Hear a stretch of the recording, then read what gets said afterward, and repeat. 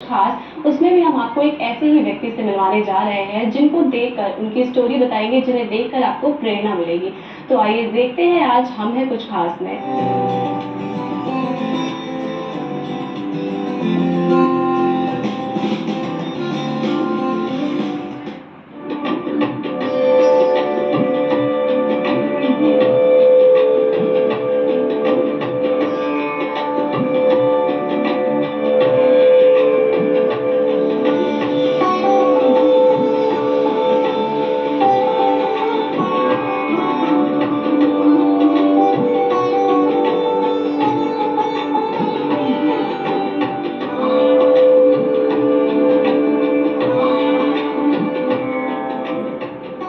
हम में से कई सारे ऐसे लोग हैं जो कई सारी प्रेरणादायक कहानियों से सुनते हैं, किस्सों को सुनते हैं और कई ऐसे लोगों से मिलते हैं जो बहुत अच्छे काम करते हैं, लेकिन अगले ही पल उस मुलाकात के खत्म होते ही उनके कामों को, उन लोगों को भूल जाते हैं। लेकिन कुछ ऐसे लोग होते हैं जो उसे अपने जीवन का ध्येय बना लेते हैं। हमें कुछ खास में आज हमारे साथ एक ऐसी ही खास शख्सियत जुड़ी हुई है जो पर्यावरण चिंतक सुंदरलाल बहुगुणा जी के कार्य को इतना ज्यादा प्रेरित हुए कि उसे अपने जीवन का लक्ष्य बना लिया, पर्यावरण संरक्षण।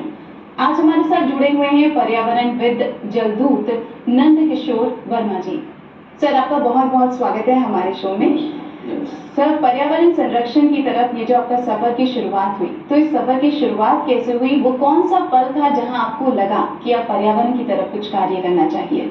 हम भी एक सामान्य लोगों की तरह वैसे ही आदतें थी हमारी, जैसे सड़क धोना और तरह तरह के ऐसी आदतें, हम भी शामिल थे उसी में। लेकिन एक भेंट हमारी हुई आदरणीय सुंदरलाल बहुगुणा जी से, और जब उनसे थोड़ी सी चर्चा हुई, उन्होंने बताया कि वो ऐसे अनाज फल नहीं खाते हैं जिनमें पानी अधिक लगता है। उनका ये वक्तव्य, ये बात मुझे अंदर तक झंझोर कर रख दी कि एक इतना वयोवृद्ध व्यक्ति पानी अधिक लगने वाली फसलों को, अनाज को नहीं खाता है, और हमें एक लंबी आयु जीना है, हमारे भविष्य की लंबे समय काम करना है, और हम पर्यावरण के लिए इतना उदासीन क्यों? फिर निर्णय लिया कि हमें भी ऐसा कुछ करना चाहिए अपने समाज के लिए, अपने पर्यावरण के लिए, कि जो आज की स्थितियां हैं वो और बेहतर हो, हमारा भविष्य बेहतर हो, आने वाली पीढ़ियां बेहतर हो, अच्छा भविष्य हम दे सके। सर, आपका जलदूत की उपाधि मिली है आपको, तो इसका तात्पर्य क्या होता है और ये उपाधि आपको कैसे मिली?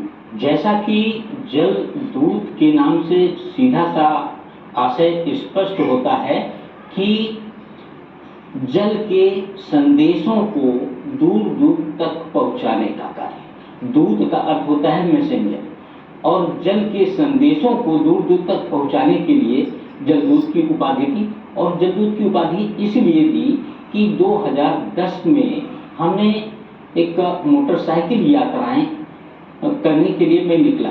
तो पहली यात्रा जो हमारी थी वो दिल्ली, हरियाणा, राजस्थान और होते हुए हम लखनऊ वापस आए। लंबी दूरी की यात्रा थी, और उन यात्राओं के दौरान हम डफली बजा करके कुछ गीत रखते थे, गाते थे, और पानी, पेड़, पर्यावरण के संदेशों को लोगों के बीच में रखते थे। तो चूंकि ये संदेश पर्यावरण संरक्षण के थे, जल संरक्षण के थे, तो लोगों ने कहना शुरू कर दिया, ये तो आप दूत का काम कर रहे हो। तो तब से मेरी उपाधि जलदूत के नाम से प्रसिद्ध होती है। दूत यानी जो आप तक संदेश पहुंचाता हो, जब पर्यावरण संरक्षण की बात हो रही हो और दूत इतना अच्छा काम कर रहा हो, तो जलदूत की उपाधि मिलना बिल्कुल जायज है। सर, आपने कहा छोटे छोटे दोहों, छोटी छोटी रचनाओं के थ्रू आप ये मैसेज पहुंचाते थे, तो क्या कोई रचना जो आप हमारे दर्शकों को सुनाना चाहें? बिल्कुल। एक अक्सर देखा जाता था, जब हम सेमिनारों में जाते थे, अलग अलग कार्यक्रमों में जाते, तो एक बड़ी दिक्कत होती थी समय की। समय अभाव रहता था, संदेश हमें अधिक देने होते थे और कारगर संदेश देने होते थे। तो चूंकि एक साहित्यिक विधा रही है, लिखने का भी एक शौक रहा है, तो एक रास्ता हमने निकालने की कोशिश की, कुछ ऐसा करें जिसमें हम बड़ा संदेश हो, कम से कम समय में हो। तो मुझे रहीमदास जी की याद है, रही मन पानी राखिए, बिन पानी सब सून, पानी गए न उबरे, मोती मानुष सिंह। ये दोहा संभवतः सभी पर्यावरणविद हो या आमजन हो, लगभग सभी को रटा हुआ है, पता है। तो उनको हमने अपना मूल मंत्र माना और फिर दोहों की रचना की। एक पुस्तिका अभी 121 दोहों की माननीय स्वतंत्र देव जी ने विमोचन उसका किया है। और उस दोहों के जैसा आपका निवेदन था, हम कुछ अवश्य दोहे रखना चाहेंगे। नदियां जीवन दायिनी, जल का ये भंडार, बिन पानी जीवन नहीं, ना नदियां बिन उद्धार। नदियों से पानी मिले, मिले वृक्ष से सांस, जीवित रहना चाहते चले प्रकृति के पास। तो इस तरह के कुछ संदेश हमने देने का प्रयास किया। और जैसे बड़े अच्छे संदेश इसमें लगते हैं, छोटी सी ये जिंदगी, करें प्रकृति के काम, धन ऊर्जा वैभव मिले, मिले जगत में नाम। तो इस तरह के संदेश हमने लिखे। अब कम समय में बड़ा संदेश हम दे जाते हैं जहाँ भी हमें कार्यक्रम करना होता है। ये स्वनिर्मित एक तारा है और एक तारा के माध्यम से भी हम लोगों के बीच में अपनी बात रखते हैं, दोहों को गाते हैं, ताकि संदेश, दिल से निकला हुआ संदेश दिल तक पहुंचे।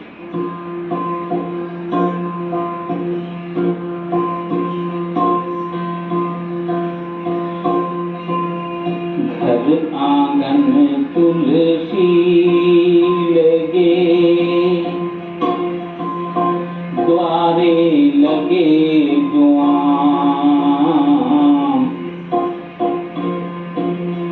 धन ऊर्जा घर में बसे, पूर्ण होवे सदकाम वे प्यारे, पूर्ण होवे सदकाम।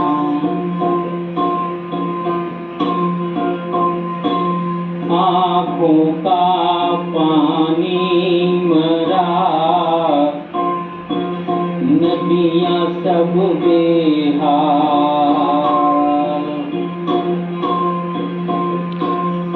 घट घट पानी बिक रहा, व्यापारी माला माल वे प्यारे, व्यापारी माला माल। गंगा यमुना नर्मदे,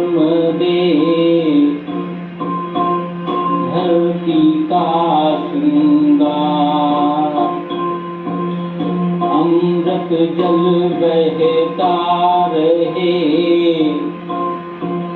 ओ नदियों से प्यार से प्यारे, हो नदियों से प्यार।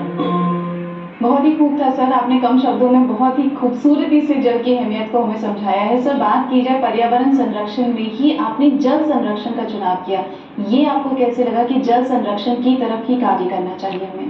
पूरे विश्व में, ना कि भारत ही बल्कि पूरे विश्व में पानी की जो स्थितियां हैं, लोग अब तो यहाँ तक कहने लग गए कि अगर अगला विश्व युद्ध होगा तो पानी के लिए होगा।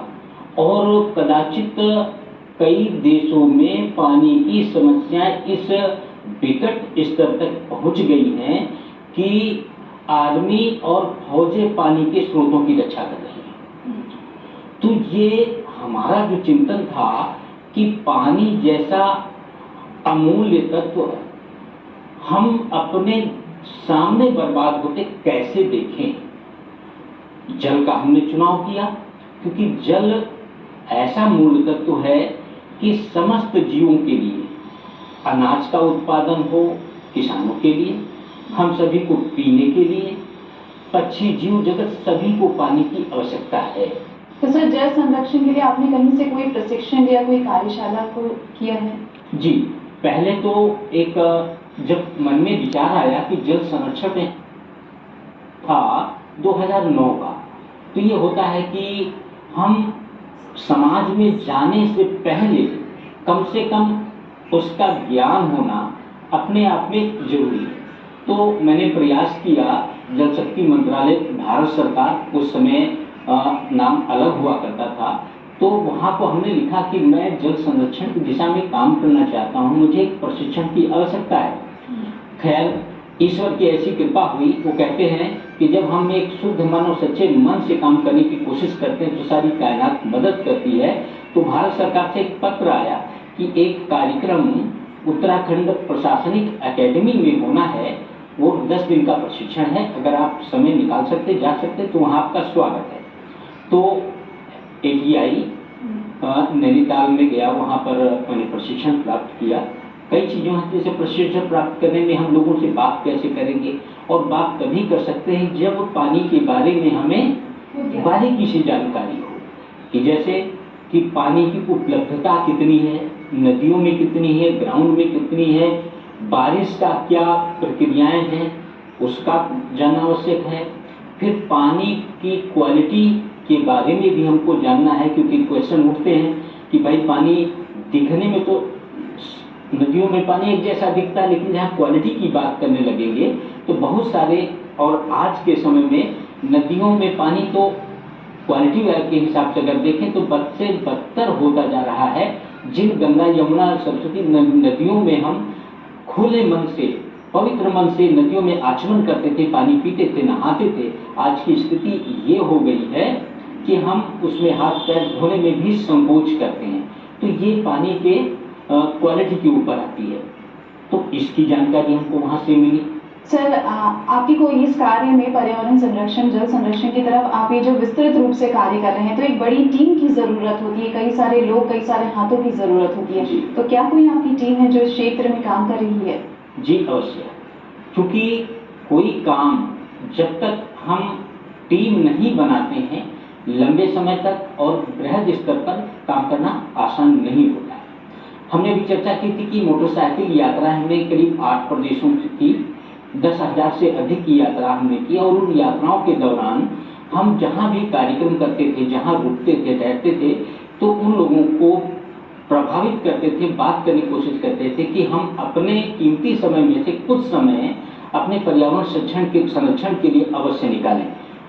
और जिसमें से यूथ हमें मिले, कई जगहों से शिक्षक मिले जो कोचिंग अपनी चला रहे थे, उन लोगों से भी हम मिल करके उनसे हमने प्रमोट किया कि हम लोग अपने प्रत्येक कार्य के साथ पर्यावरण संरक्षण के लिए भी हमको प्रयास करना होगा। और उन लोगों ने सहयोग किया, तो करीब करीब हमारी जहाँ भी हम गए वहाँ मेरी एक टीम तैयार हुई, और तैयार करने के पीछे कि भाई ना हमको मिलता है ना हम आपको दे सकते हैं, लेकिन धरती के लिए, हम अपने जीवन को धन्य करने के लिए, अपने जीवन के कुछ मूल उद्देश्यों को पूर्ण करने के लिए हम प्रकृति के लिए भी काम करना हमें चाहिए, और उन लोगों ने माना। तो इस तरह से हमारी एक टीम राजस्थान में बनी जो अभी भी काम कर रही, वहाँ से हमारा संपर्क लगातार बना हुआ है।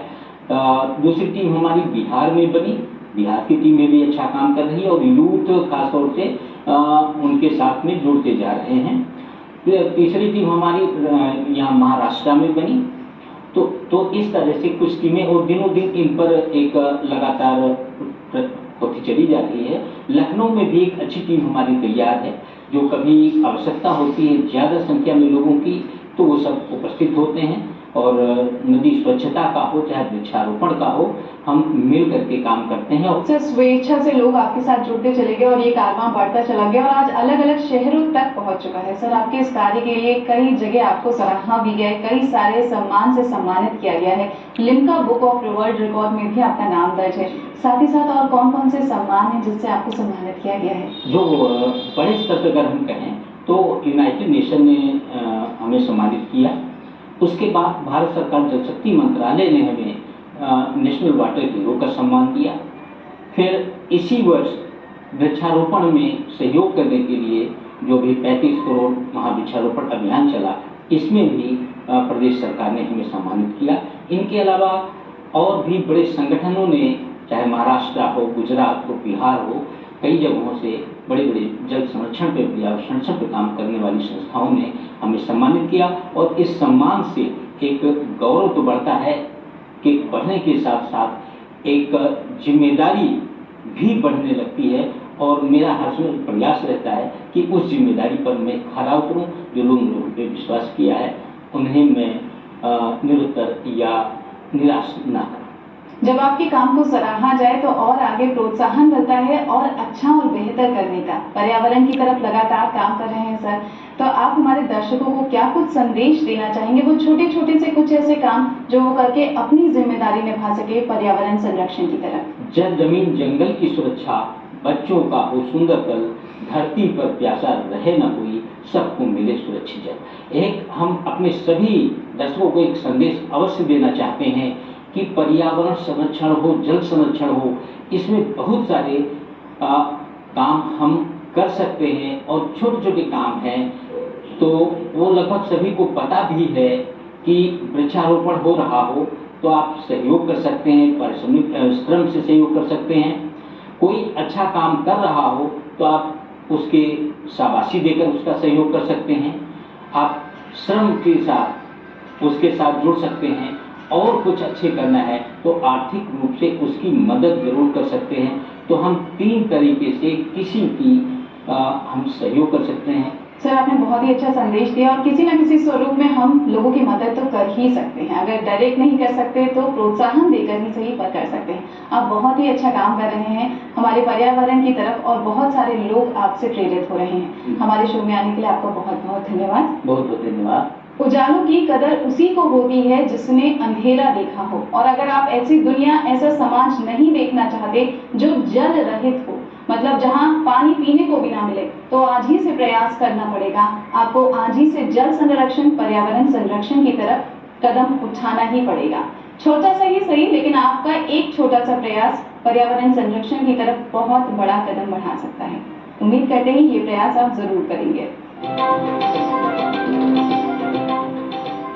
तो हमें जल संरक्षण करना चाहिए और बहुत सारे तरीके से हम पर्यावरण को सुरक्षित रख सकते हैं और समाज को बेहतर बना सकते हैं। तो चलिए एक बार अपने टॉपिक पर आते हैं और आज हमारे स्टूडियो में मौजूद है